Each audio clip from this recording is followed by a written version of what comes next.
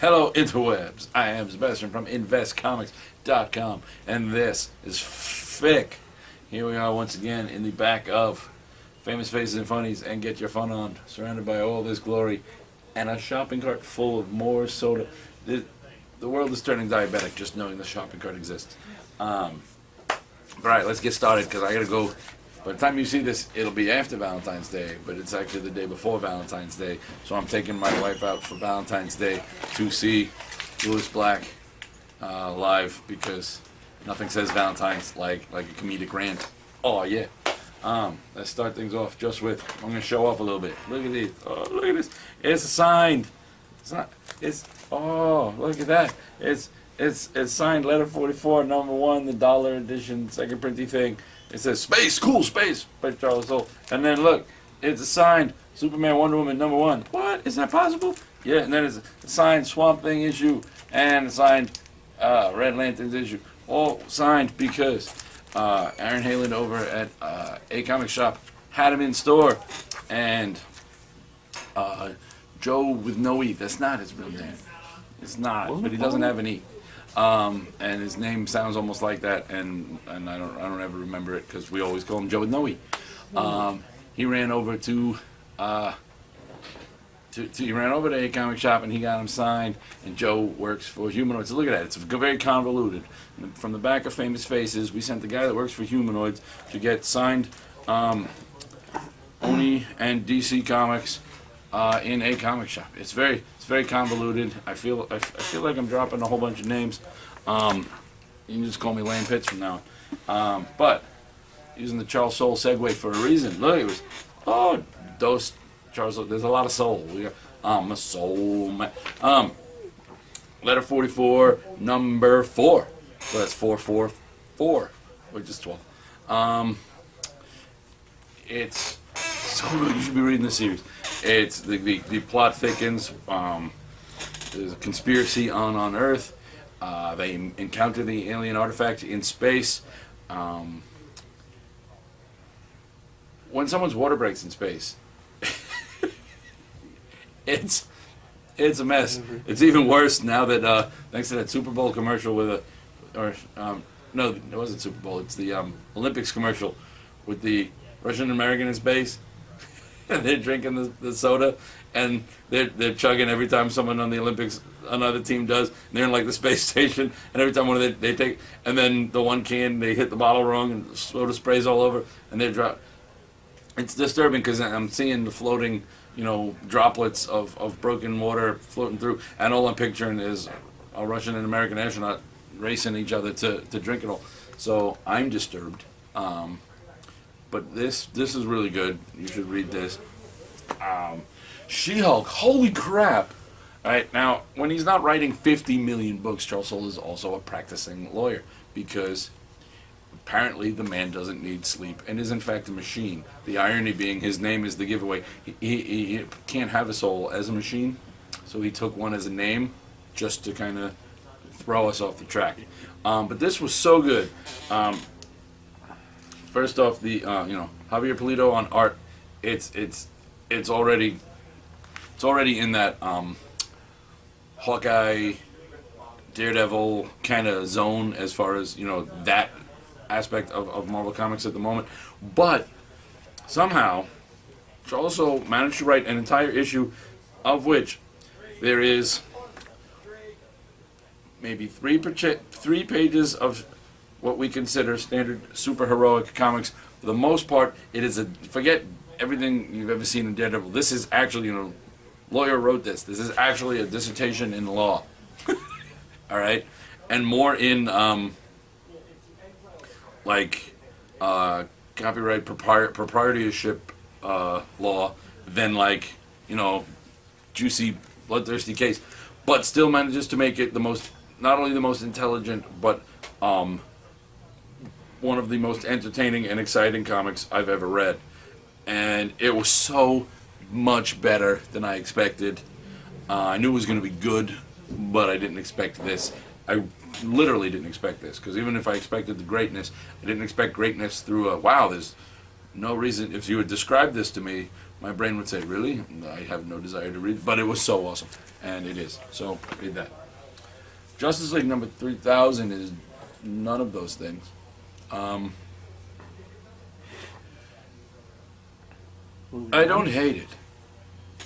I don't like it, but I don't hate it.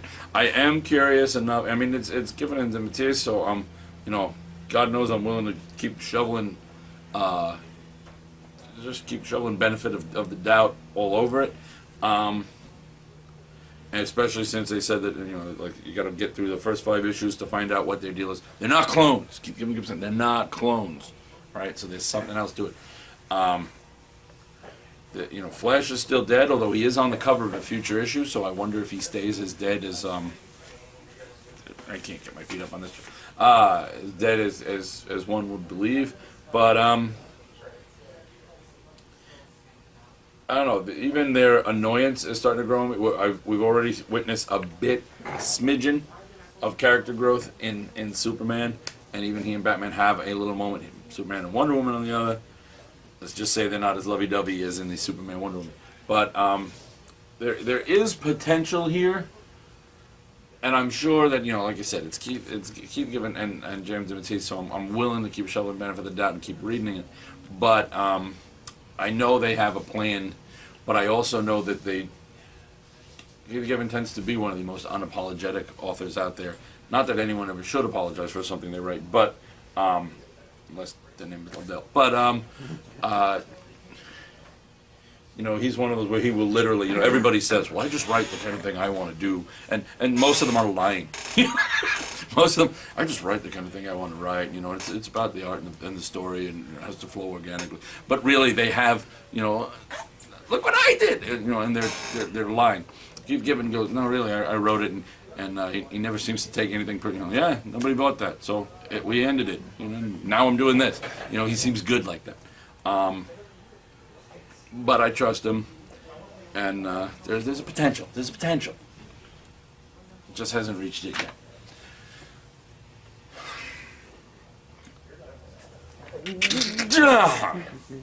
It's Superboy, number 28.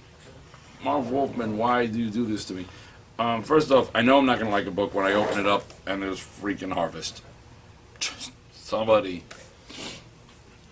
harvest this guy. Just reap this guy out. But then anyway,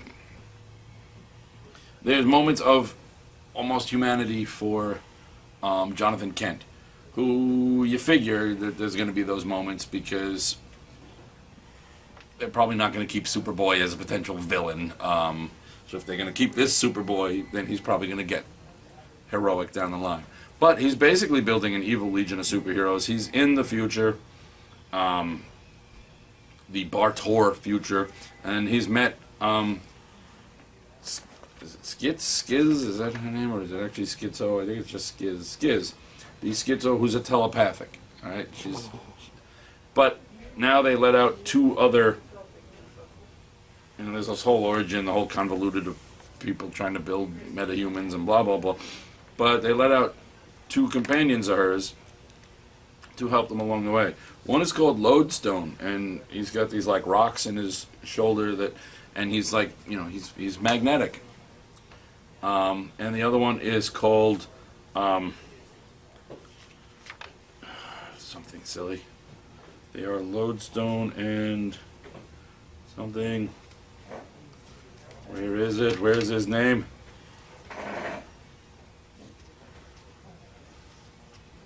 Lodestone, and I'm not gonna find it.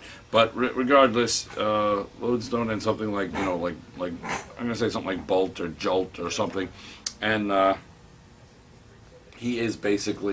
basically the original 3 Legion members, just as evil, different versions. It's like he's even got a little, you know, even their costumes, their clothing design, you can see a hint of it in there. So basically, it's Lightning Lad. It's an evil Lightning Lad, an evil Saturn Girl, and an evil Cosmic Boy.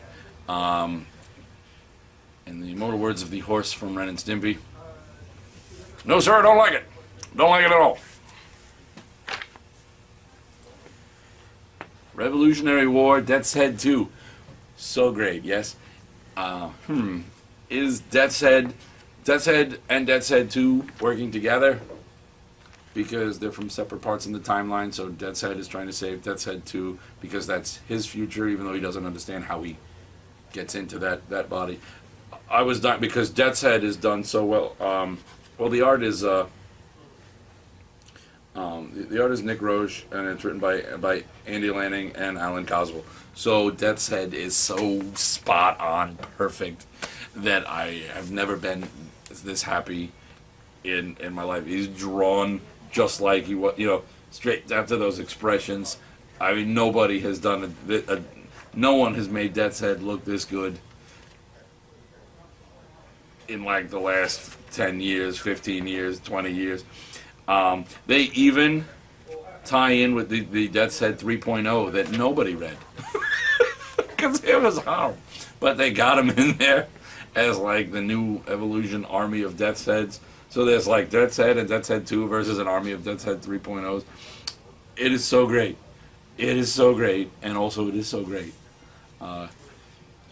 Read this book, yes. Or I shoot this kid. Wolverine and the X-Men, as it gets near the end. Oh my God. You will never believe you could feel this much emotion for the Toad. And yet you will. And it was so well done. And I was so sad with how it ends and frustrated because it could have ended so differently. And I was just so mad at Wolverine and the X-Men. Thank you, X-Men. I'm not an X-Man. I just clean their toilets. I mean, this book is so good. So good. Ignore the number 1. It's issue 27. Superior Spider-Man, number 27. Goblin Nation. Still looking like, but I'm not ready to concede and totally trust. Still looking like the main Green Goblin, the Goblin King, is Osborn, but one never knows.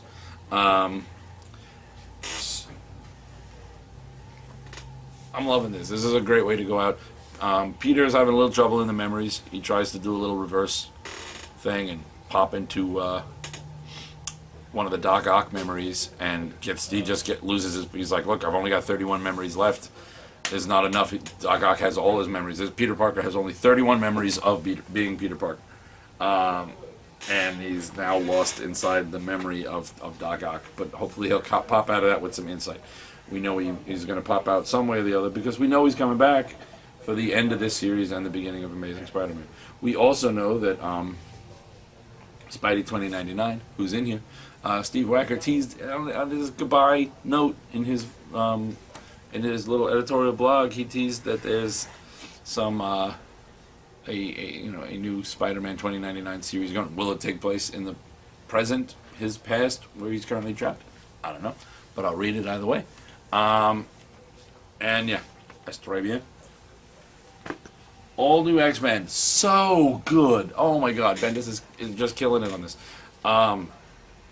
Jean doesn't understand exactly what's going on. You've got the new X-Men meeting the Guardians of the Galaxy, and in the end, Summers. Why did you call him Summers? Corsair. There's somebody here who I think wants to say hi. This is Major Christopher Summers, USAF. Who am I talking to? Young Timeline Scott is meeting for the first time Corsair, his dad, that he thought was dead, and is actually a Starjammer. Apparently that's going to have some impact because young Cyclops, is getting an ongoing series by Greg Rucka. It's technically a solo. They're billing it as a solo Cyclops book, but it's not really solo. It's him and Corsair and the Starjammers. He's going to stay in space with his daddy. So they're breaking up the little, which I'm like, I half want to read it, but I've been loving this book so much that I don't want that kind of I'm both thrilled and apprehensive to the whole thing because I don't want the dynamic of that book to change because it's been so damn good. Nightwing. I am sad because we know Nightwing's got some danger lurking on the horizon. Right? Last week we had, while the whole world in current continuity, the whole world knows he's Nightwing is Dick Grayson because the crime syndicate has told them. This takes place right before that story, and we've got the one little girl who's seen it happen. Now that little girl's parents are killed by, of all people, Mr. Zaz, and she goes and tells him, Mr. Zaz, who in this is drawn to look basically like a psychotic Simon Pegg. It's just, I don't know what to tell you. Very much. You know, there you go. Next Bat villain in a movie. Simon Pegg with scars. It's just madness. But anyway, she wants to go get her revenge, and she tells Dick, you know, I know who you are, I stole your stuff. She even steals his stuff and runs off. I am sad now because I don't know what's going to happen with Nightwing, and well, more to the point with Dick Grayson, post whatever. But I love the parallels, and I think Nightwing suddenly having to have his own Robin would have been awesome, you know, because we know he's got some, you know, a lot of thank you, Bruce, and a whole lot of thanks for nothing, Bruce, issues with how Bruce handled everything. But here's an opportunity for him to fully shift to the driver's seat and be, you know, a Nightwing with his own, you know, with his own, like, Nightwing and Brightwing or whatever the hell you want to do. But, and she's a little redhead, and we know that he's got a soft spot. Not in a creepy way. He can have a little foster, you know, he can eventually marry Babs, and they can adopt her, and everyone will just think it makes sense. But, so good. I'm going to miss this book. Accelerators. We get the origin of our little time travelers, and we see what led to this. And this is Accelerators number 5 from Blue Juice. I like saying Blue Juice. Blue Juice. And it's so good. There's also a preview in the back for Anne Bonny. The Journey Begins. Next Tim Yates book from Blue Juice, and it's pretty. I read the story, is good, but the artwork is beautiful. And the colors is très bien. Très bien. Justice League of America, game over. Sad, sad, sad backstory for Stargirl. It looks like Martian Manhunter is dying, but we know he's not, because he's in Justice League United, which I keep wanting to call Justice League Unlimited, because JLU still means that in my head. Also, Stargirl calls Despero, or Despero. You say Despero now, I picture a little mouse. But she calls him a big pink freak.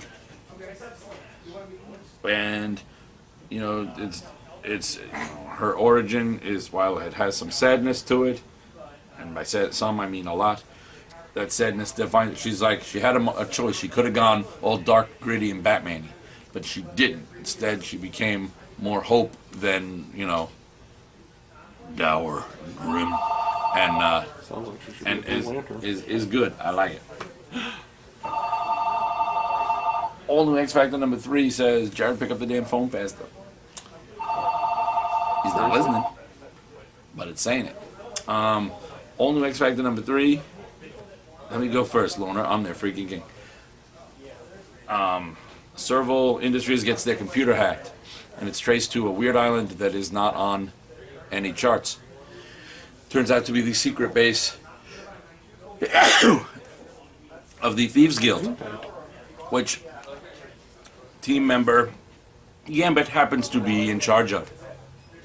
So they go back, and they meet, you know, Gambit's daddy. We get a little, or at least his surrogate father, as it were. We get a little bit of Quicksilver hanging with Havoc. We get a little bit of the fact that Lorna is still a little crazier than she wants everybody to believe. And we're introduced to Danger, who we know will be who will eventually fill one of these unknown boxes. And the other two are, you know, Cypher and Warlock. So I'm so happy! They're not in that issue yet, but they're so happy. Oh! Batman number 28. Sean's not here anymore. But if he were, he would say exactly what he said yesterday at the roundtable. He wrote it down. Best issue since number 13. Oh my god. So good. And it was good. And this, is a glimpse ahead that also ties directly into, this is kind of the kickoff for Batman Eternal, the weekly. We've got her. We have Harper Row as Bluebird, and she's not a Robin, but she's close. She's Bluebird, and we have Stephanie Brown in the house. We got some spoiler alert. Here she is, and you know it's good. It's good. This makes me really excited for Batman Eternal. 6 gun number 38. Things go badly. But this book is so good. So read it, or I will come to your house and knock on the door and say, read it. Not much of a threat, but really, this is the internet. I don't want to threaten you with, something, like FBI kicking down my door. So yes. So read it, or I will just be annoying. Is my threat. I don't think annoyance is a crime. I want to go to Gitmo. Harbinger number 21. Let's get it on. Alright, Flamingo and Torque almost hook up like they did in original Valiant continuity. But these are a more understanding times for the whatever. So they don't, and instead the unlikely pairing, Torque and Faith. Zephyr and the Torquester. As she puts it, because she knows how pillow talk goes in every man's head. She knows, Torque, this is on like King Kong playing ping pong. That's, well, let's face it, the girl can say anything. If you're a virgin guy with delusions of grandeur, and that's basically your power. When a girl says, yeah, we're gonna do this thing, she can say, Torque, this is on like King Kong playing ping pong, because you're good. He's all right with it. So yeah, Valiant just continues to be, and the art in this, I just want to say, Clayton Henry's art is gorgeous. I just love all of it. They have these cute little moments. Oh, the little moment. And Doctor Who references. More Charles Soule. I should have put it with the others, but I didn't because I forgot. So, Superman, Wonder Woman, number 5. Interestingly enough, in Superman, Wonder Woman, Charles Soule writes Superman so human, and Wonder Woman so alien, and not like, she's from outer space, but alien isn't so removed from humanity and from the way we think. And it's just a weird little, where he gets to be the normal, relatable guy, and she is the, why would we ever do such a thing? What is this thing you call kissing? It's just, it's good, but it's not the relationship, not the dichotomy you'd expect. Or it is the dichotomy, you just, they went like this. Oh, you expected it to be like this? Well, we're going to do this. Flip, ha ha ha! And then you get it back covered. For War, that everybody says was crap. It was good. Dave says it was good, but everybody else in the world says it was crap. Dave's a pathological liar. He can't help it. No, no. That's why he sent, see? That's exactly what a pathological liar would say. They would say, no, no one would admit that, especially not if it's pathological. That's why he served so much time in jail. No, that was the bodies they found in the basements. Well, that'll do it too. But, Batman Little Gotham, Damian is so awesome. He's just awesome. And, yeah. They're in the desert, Batman's going around shirtless, and you've got Damian dialogue. He's giggling. He's like, hee, what's wrong? You're furry like a man bat. This is what a manly chest looks like. Damian takes off his shirt. He's like, that's nothing. Feast your eyes on what? There's nothing. And Batman's just like, if that's a hair, I can barely see it. Be careful. If you sweat, it might fall off, Mr. Man. And that's, it just makes me laugh. And then he hallucinates the Justice League, and he's like, they're so funny. They're so tiny with funny collars and uniforms. Because they got funny collars and their uniforms are all lines. I love this book. This is one issue left. I'm gonna cry. Suicide Squad makes me nervous for OMAC. Not because anybody cares about OMAC, except for Sean Cowell, who's a friend of mine. And I sort of like OMAC, at least this version. But he grew on major in the Justice League International things. But anywho, he keeps saying, you know, he's trying to gain control back of the OMAC body, which has been taken over by the Thinker, and he keeps saying he's struggling to take it back over, and he keeps sending messages to Amanda Waller, look, I'm doing this, you know, stall him, do that, do the other, but don't kill the host or I'll die. Don't kill the shell or I'll die. Don't kill OMAC or I'll die. He says it too many times to make it can only make me think that in, you know, Amanda Waller's I'm going to do what I need to do to get done what I need to get done, that they may kill OMAC. Although, I don't know, because there were some scenes where he was kind of seemed to be standing around with the team in some pictures for futures where they got a friend of ours here at the show, Jim Fern, to do some fill-in art. So yes, Suicide Squad gonna have some Jim Fern. That's gonna be awesome. We're so interconnected to the comic book universe here at this show. Rachel Rising, always awesome. A little creepy. And dogs may be in danger. But so good. So good. This should be on TV because it's so disturbing. Egos. I like this. There's a lot of death. One guy dies a whole lot because there's illegal cloning involved. And basically a living, you know, mass, the living galaxy. So you're fighting a living galaxy. That can be problematic. And it manages to do this whole cosmic, multiple clones getting killed, fighting a living galaxy storyline that still has these really personable, really human moments. And that's some epic scale to work that in. The Bunker #1 that I totally forgot I ordered and totally forgot I'd ever heard of. Turns out I'm glad that Rick and the boys here at Famous Faces didn't forget I ordered it and pulled it for me, because this was so amazingly good. Joshua Hale Falkoff, so it's, you know, it's deep like that. These college kids go to bury a time capsule and find a bunker with most of their names on it.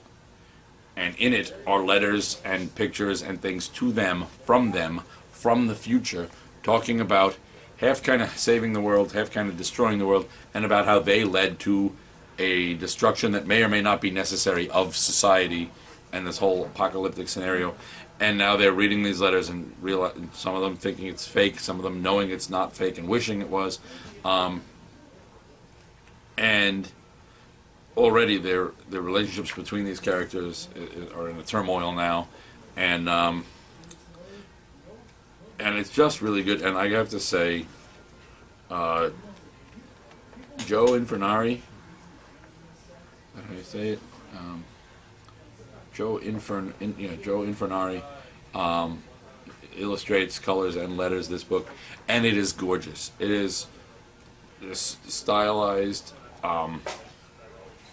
pastel-y, watercolor-y looking gorgeousness. There's such a natural way these characters look. There are some scenes, there are some sex scenes, but it's not the sex of the scene that impresses me. There is one panel, I mean, all of this is gorgeous, but there is one panel of this girl, and she just looks so non-comic book, so real, all right? You know, just so it's like, it's just a beautiful panel. And the whole book is good, but this one panel, and I'm colorblind, so he used a definite color scheme while painting it. I'm not 100% sure what it is. It's that kind of gray that makes me suspect purple may be involved. But it's a beautiful, beautiful panel, and it's one of my favorites. And you see the panel there, second on the top? Blues and purples. Yeah. See, I don't do so well with colors, but I like it. It gives it a mood and a tone that works well within the scenario in and of itself. And it's the book, like I said, it's very deep, and very, very, I don't want to say time travel, though clearly time travel has taken place, but it's not like a time travel story. It's though it is, but that's not. Do you know what I'm trying to say? Because I don't know how to say it.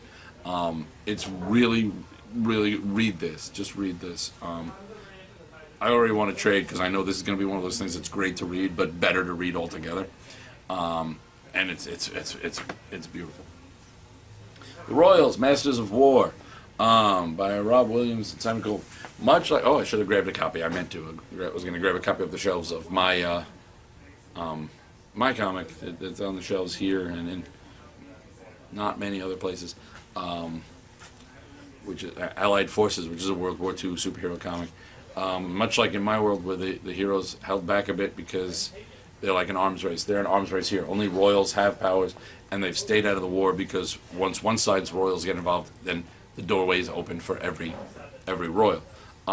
That's about where the similarity in my book is. It's World War II, and the heroes held back because they, it would be considered an act of war to unleash your heroes. That's where the similarities between Allied Forces and this. And this only the royals have it, and one one of the British royals, Prince Henry, has had enough of sitting on the sidelines, and he gets involved because he just feels like they're not doing anything, and that somehow this is weak to stay back, when clearly it's not, because he's just opened the door. And it's one of those where it starts with what's happening, and then it's, one of those now, and then earlier. So it shows that things haven't gone as well as he would have liked when he got involved. And yeah, so it's gonna be the comic, because once he got in, then all the royals of other countries with powers and Berlin and England are just a mess. Just a mess. So, Protocol Orphans, the last issue, so good. I want more of this. I want the trade of this, and I want more of this. I've told you before, this is like a espionage, secret spy group. Less spy, more. We'll take espionage over spy, but they're more secret agent-y, not superhero, but super trained. And this book is so good, so good. I was sad to see it end, and it ends, though it does make me happy, because it ends with one of those, like a movie, with that, where the story's over and then the team gets back together, and it ends with the words, "Are you ready for this?" Which has me going, "Are you ready for this?" Dun dun dun dun dun dun. But it's so good. Read this. Get the trade when it comes out. Do that. And all right, I'm off to get my wife and go see Lewis Black. Good night, interwebs. Happy Valentine's.